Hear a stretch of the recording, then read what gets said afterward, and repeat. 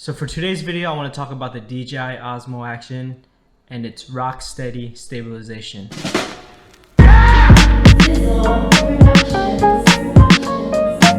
Even in 2020, with all these cameras out, you have your micro four thirds, you have your mirrorless cameras, you have your full frame cameras with in-body image stabilization and electronic stabilization. The DJI Osmo Action, for its price, still offers the best stabilization that you can find anywhere. You know what? Even if you compare it to a camera that has in-body image stabilization, the Rocksteady electronic stabilization still wins. And that's what this video is about. So I happen to have a Panasonic Lumix GX85, which has 5-axis in-body image stabilization. And if you pair that with an optical image stabilized lens, which is offered by Panasonic in its Lumix lens lines, you get dual image stabilization. And even then, with this IBIS and optic image stabilization, it still loses to DJI Osmo Action's wizadry.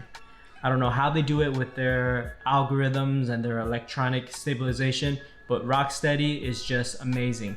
So if you're gonna use the DJI Osmo Action for vlogging, or if you're gonna use it to get some very steady shots, you need to use Rocksteady. It's gonna make your footage look like you were shooting it on a gimbal. It's that good. Now if you can see from the footage here, I have the DJI Osmo Action on the left and the Lumix GX85 with dual image stabilization.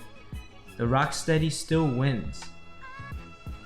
Now, to be fair, I don't think that the dual image stabilization on the Lumix is meant to really act or replace a gimbal. It's really to take out the micro jitters and shaking that you would get with handheld footage. It's not supposed to look entirely smooth.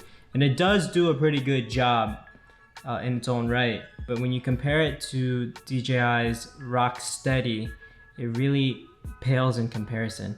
Now, when you're using it for vlogging type situation, when I guess it focuses on your face, it does look a little better, but still, even then with the Rocksteady, it's just so smooth. I really think that with the DJI Osmo Action, if you're gonna use this to get smooth shots, walking shots, or anything like that, you turn the Rocksteady on, it's gonna look like you're using a gimbal. With the Rocksteady on, the video does crop in a little bit on the DJI Osmo Action. However, the field of view is already so wide, you're really not losing that much with Rocksteady on. You're really not cropping in so much that it's gonna punch in on your face when you're vlogging.